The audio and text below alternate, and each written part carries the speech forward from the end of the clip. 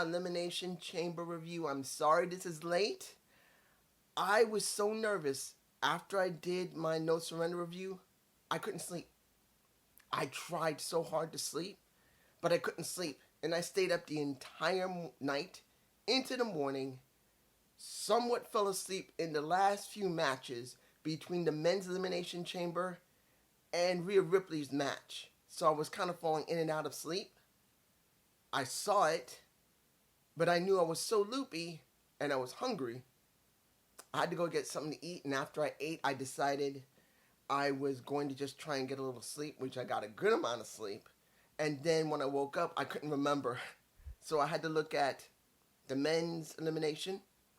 I had to look at the segment with Seth, Cody, as well as what happened with Grayson Waller and Austin Fury, and then look at Rhea Ripley as well as Nia Jax. Because I remember generally what happened with the women and the tag match, but I couldn't remember anything else. I was just so tired. So you're getting it now, nearly 4 in the afternoon. I'm sorry. I'm sorry, guys. I'm sorry this is so late. But I hope you'll enjoy it. And whoever was awake to see it, how did it feel to be watching something so damn early in the morning? It wasn't fun, was it? No, it wasn't. Because it made you think of work, didn't it? If you were off. Why I had to wake up at 4 in the morning just to see the kickoff, which didn't show much. And then this. I mean, we did get one match for the kickoff. We did, and I'll talk about it. But generally, we got okay matches. One of them felt like it should have been on Raw. Honestly. Or SmackDown, because Mustache Mountain with Pete Dunne and Tyler Bates could have happened on SmackDown. Could have happened. I'm just saying. Let's go to the kickoff show. We had the Women's Tag Championships. And what did we get? We had Candice LeRae and Indy Hartwell versus the tag champs, Kabuki Warriors. Indy was very, very well received.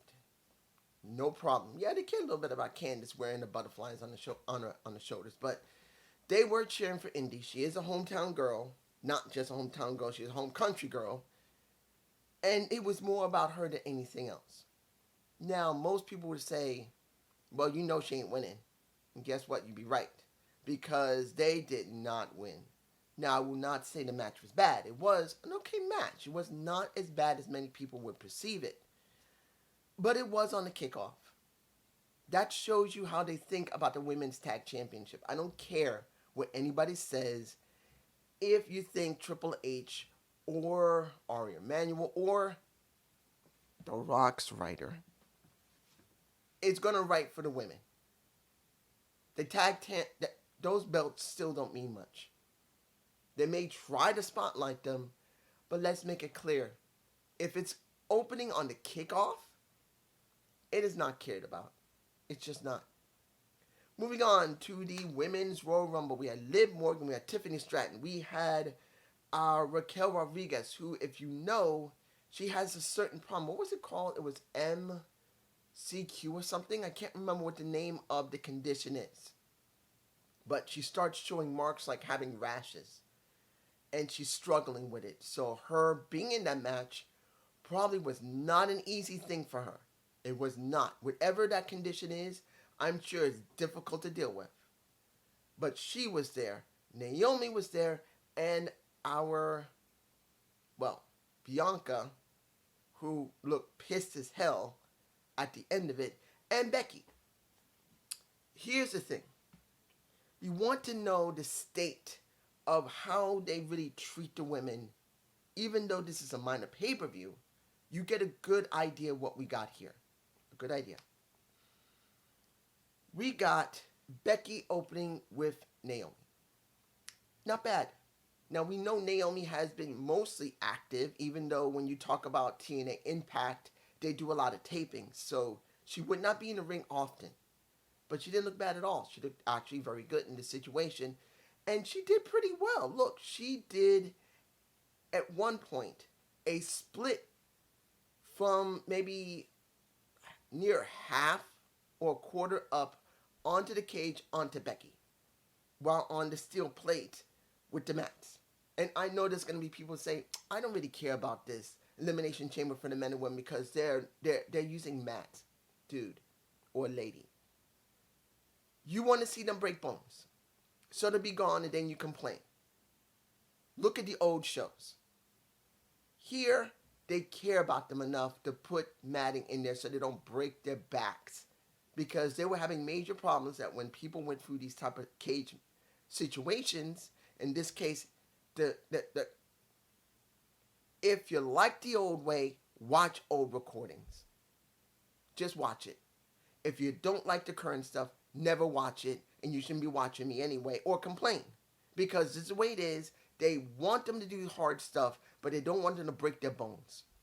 Because that's what's been happening over the years when it came to Elimination Chamber. People were getting way too hurt, and it messed up storylines while doing it. So, there you go. But here's the thing that showed me that I'm getting very concerned. Naomi was the first one out. Now, Tiffany was the first one to go in the ring. And she was in the cage, well, in the pods, along with Raquel, Liv, and Tiffany, and Bianca. I thought it might have been Liv first, because normally they would use Liv in that situation. But they chose Tiffany Stratton first, which gave me some very, very interesting feelings. That is not about them believing in Tiffany. They didn't want to do that to Liv. Okay, that's not good. Then Naomi was eliminated first. Okay, now I know there's something wrong. This is my feelings. Either they're going to try and write Naomi to join the bloodline, or they're not going to write Naomi, and she's going to end up exactly the same way she did before she left. It's just that she's here. She could end up this and start going like this. Or they make her start losing, and eventually she joins the bloodline because she gets so sick and tired of the situation and joins the husband. And they actually go down that route where they allow husbands and wives to actually work together. Because Montez Ford and Bianca should work together. But she's the first one out. And I'm going like, okay, that's not good. Then Tiffany was second. Okay. That one out, I could have expected her to be second or to be third. Then Raquel was third. And then we finally got Bianca out through Liv Morgan. And then Liv gets nailed by I knew that Becky was going to win. We all know Becky was going to win. There was no way they weren't going to go with Becky winning.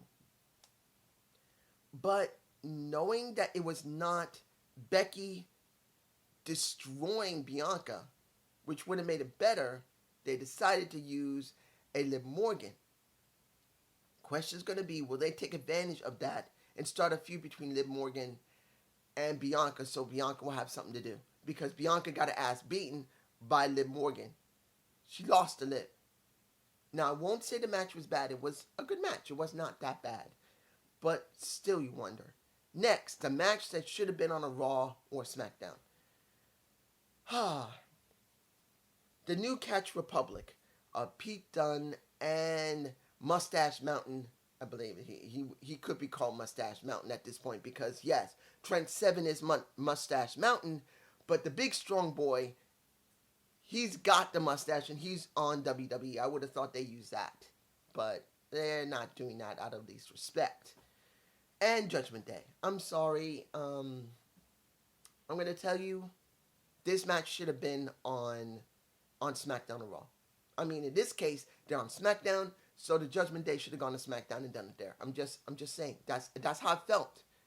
I would have liked to see Gunther on the show than this match. Not because of a bad match, but it just felt like an average match. And yes, hearing Dom's a wanker was not bad to listen to. I had no problem hearing Dom being called a wanker. Okay? I know what a wanker is, generally speaking. Pretty much an equivalent of a dick in America. Dom's nothing but a dick. Or more likely, a bitch. But it still felt like a average match.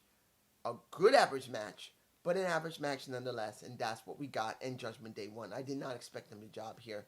I don't see anyone just ordinary winning it, particularly that they have not really sponsored them very heavily. Especially that they're now being called the new Catch Republic. Catch as catch can type of wrestling. Both of these guys want to show that they're special. There you go. I'm just moving on. The men's Elimination Chamber. LA Knight, KO, Bobby Lashley, Logan Paul, Drew McIntyre, and Mr. Orton himself. Now, Bobby went into the Elimination Chamber with his elbow wrapped. Suppose he's got a messed up elbow. And they did play off of that during most of the match. The person that was, let me give it to you like this. There was two standouts. It was LA Knight and Logan Paul. Whether you like Logan or not, he did a good job there. And seeing that he had brass knucks in where his nuts were, and hopefully he didn't break his nuts with that bitch stuck in there, the brass knuckles in his trunks, working in that type of match, I commend him. It was a good match. I'm not going to tell you it was great. And the first person eliminated was Bobby. Bobby was eliminated first before anyone else. He was trying to nail LA. He tried to do an elbow, the one that is wrapped up, could not work, and he gets drilled with the Claymore to the face and is done. Now, seeing that KO does have good chemistry with a Logan Paul did help the match a good amount. And since we didn't have anybody who is really like there was no Kofi Kingston and there was no John Morrison. Two very gifted high flyers who can do something special. Look, the most we got was on one top of the pods. You got Randy Orton and LA Knight trying to show off. And even though a lot of people cheered for it, it kind of needed a little pizzazz. I'm not saying I need a whole bunch of high-flying wrestling in an Elimination Chamber, but sometimes you would like to see it. And even though they did do some decent spots using Logan Paul, I'm not going to say it was one of the most spectacular things there.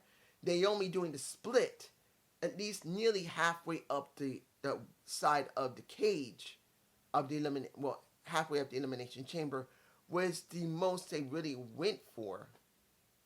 I'm not going to say this match was really overemphasized. Nothing wrong with it. It was a good match. Like, the women wasn't as good as the men. Let's make it clear. I think the men did a better job than the women, even though the women did okay. I'm not going to say it was bad. It wasn't. It was okay.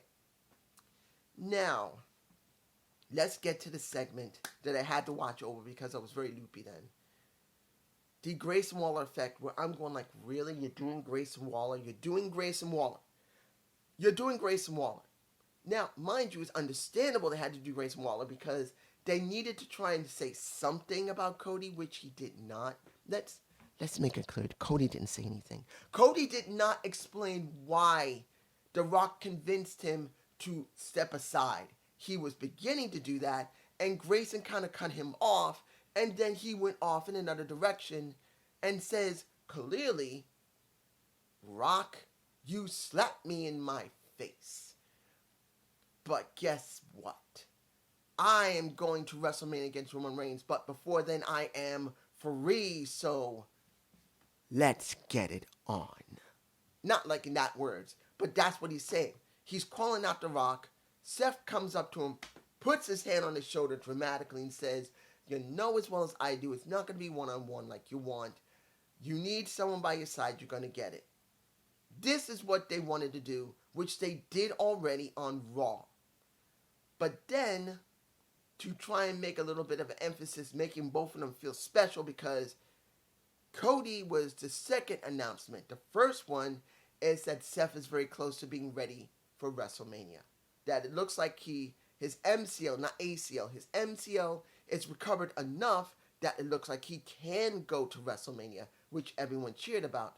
But guess what? To make Cody look good, to make Seth look good, they sacrificed a little bit of Austin Fury, who was with Grayson Waller, and for some reason, instead of, my boy can have the mic, instead of taking it from Grayson, he literally grabs it out of his hand, and Grayson's going, "You did not what?" That's the look that Grayson gave. And you wonder, does this mean Grayson and Austin are going to break up? You wonder. Because there's no way on this green earth they're not going to really cover this on Raw. There's no way that Austin Fury is not going to go to his boy and they're going to have a segment about this, either in the ring or in the back on Raw. It's going to happen that he grabs the mic, he starts doing, "If you smell the rock stick," he's just doing the rock stick, that's it, and pretty much tried to punk out his own boy on his own show in his own country, which Grayson was looking at Austin Fury like he was steak, like he was about to tear into him. But once Seth beat him up, he gets a Cody Cutter. They're looking at Grayson, who comes up, steps up, but then goes, "Nope." And they're asking, "You want him? You want some of this?" He said, "Nope." Steps back and next to getting the Cody Cutter, he gets a freaking stomp for his efforts. He did sell it pretty well. I'm not going to tell you that. Austin Fury has his moments where he just does not seem to have what is necessary. He's missing something. It's not the way he walks. It's not his wrestling style. It's just something in the formula of his character is missing something. He can't sell. And he sold that damn stomp like a champ. He sold it. He sold it better than pretty much the Cody Cutter. He did. Now, we did get an appearance of Triple H. He thanked everybody there, and what was the attendance? 52,590 in the arena they were at, and everyone was happy. Now, is that the actual numbers?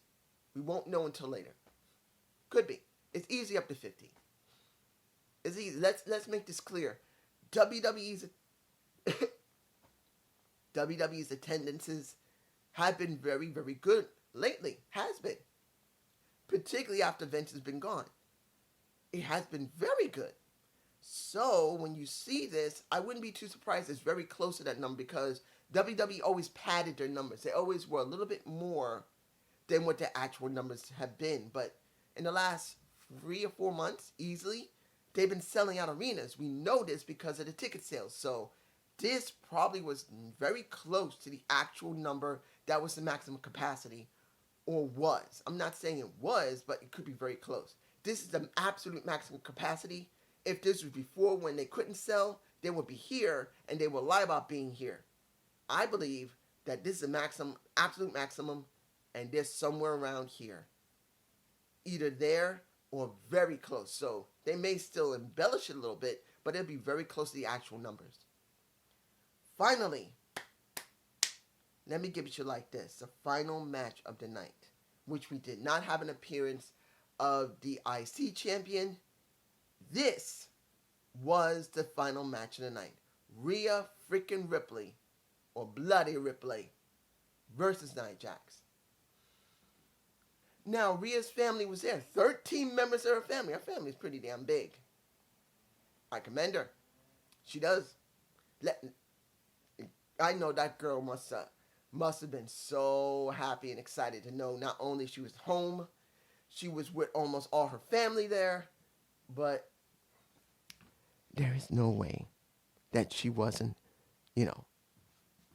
If you don't know how excited a wrestler could get being in their own home country, male or female, you can't hide it. How excited they can get. And they will be excited. So I know she must have been really hyped for this. But I'm going to tell you this. Was the match good? Here's the thing. I've never been fond of how Nia Jax did matches before she came back, because in many cases she was so sloppy. She was so incredibly untrained. She kept hurting people. This isn't because I hate a plus size woman, or I just hate a Samoan woman, or I just hate Nia Jax. No, she's notoriously been known to injure opponents, including R-Truth. She injured. She injured R-Truth, for goodness sake. She injured his ankle during one of the specials that they had, the original pay-per-view, not premium live events. She injured him. So I never 100% been comfortable with Nia Jax in the ring. Now, lately, she's been doing pretty good. Not saying that she's from here to here.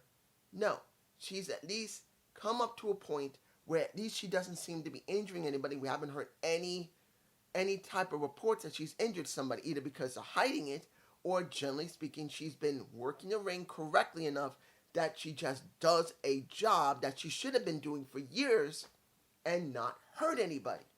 So when we look at this match, and let's make it clear, I'm not against Rhea. I love my girl. I'm not going to say I don't know. Rhea's a gorgeous woman. She knows how to talk. She knows how to work a match. She is just has a dominant personality in that match. She knows how to lead the match. But one of the major problems that she has, she's a lot like Raquel.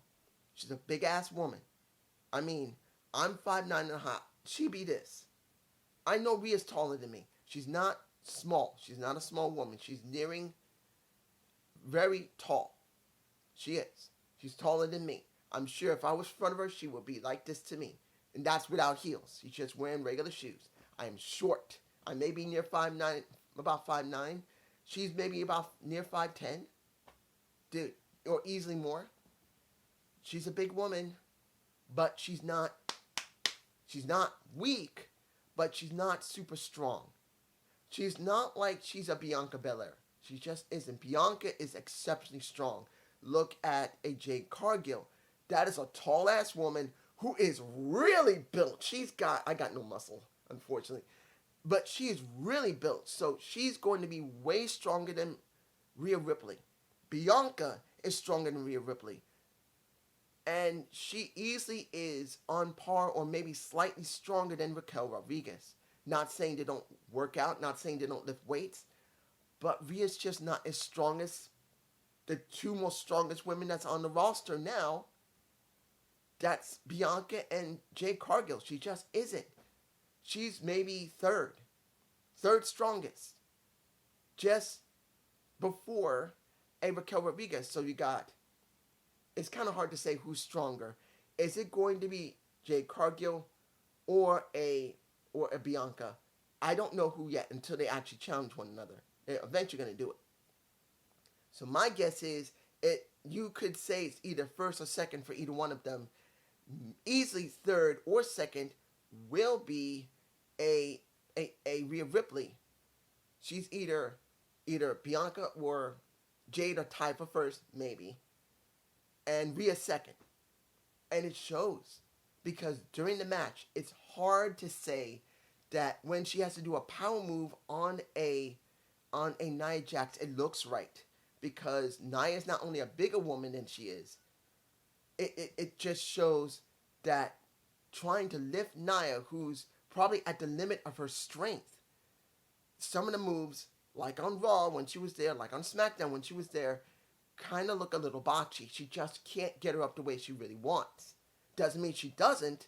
It just looks like she's got to struggle a lot more than she needs to. Now, you could say, dude, wait a minute, why do you say it like that? Maybe she's just doing that to sell. There's a point when you see her sell, and a point when you can see her strength coming to its limit, and she begins to shake, trying to lift her up. I'm sorry. There's a point where the girl just cannot lift her up, and when she reaches to a certain extent, when she begins to get tank, it's very hard for her to get up off the floor, because when she first starts, she can get it this far off the floor. By the time nearing the end, she's like this.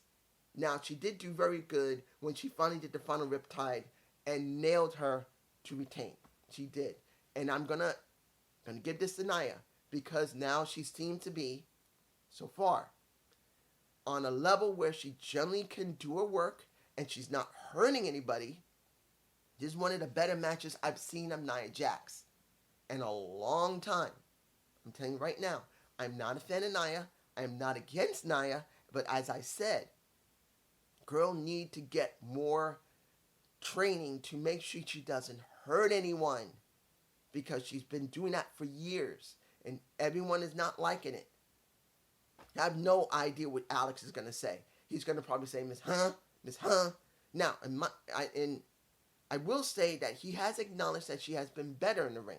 I don't know how he's going to feel about this because I've not seen JD or Alex. So I will say that this show was good. But it wasn't great. It was a good, well, I can't call it paper because it's now premium. But it was a good premium. Not a great premium. Now, mind you, advertisement for Perth, I believe that's what they call it, Perth, Australia, is beautiful. Yep, it's beautiful Perth. The fans were very active. Hearing Dom Zawanka was good. And also hearing, because when she did try to squash a Rhea Ripley, I thought, oh man, I wish she hadn't done that, because I thought, oh my hole. And guess what the fans started cheering? Oh my hole. I'm going like, did I just have a brain trust moment or a high brain moment that they thought within about a minute, because I thought it, and then I started hearing someone begin to chant, oh my hole, and everyone in the arena started cheering, oh my hole. It was a good PLE. I'll give it that. But it wasn't great. It was good, but not great. I will say the review I did for No Surrender was a great pay-per-view with bad camera angles, and the person who left a comment that, unfortunately, I gave you a comment on one of the very old comments you made on an older video, because I still don't know what's going on. I have not been able to find what's happening. That any of your comments, they appear in my notification feed, but when I click it, I can't comment back. The only option I have is to look at one of my older videos where you commented before and leave messages there. So if this keeps up, hopefully I can keep doing that so you'll know that I do see you. And you said you didn't see any problem. Dude, you need to look again. Because No Surrender, the camera work was trash. Trash. And you saying I looked online means nothing. Look at it again and see them do this. If you like that type of stuff, of course you're going to say it was perfectly fine. But as someone who is a fan and a reviewer, I have to look at every aspect that you like that no one else does. And one of the people there said that this camera work is so bad it started giving him headaches. Look at my video for No Surrender and look at one of the people there and you will see him say it, that this camera work was so bad it started giving me a headache. It is bad camera work.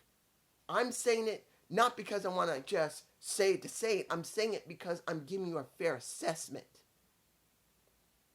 Peace.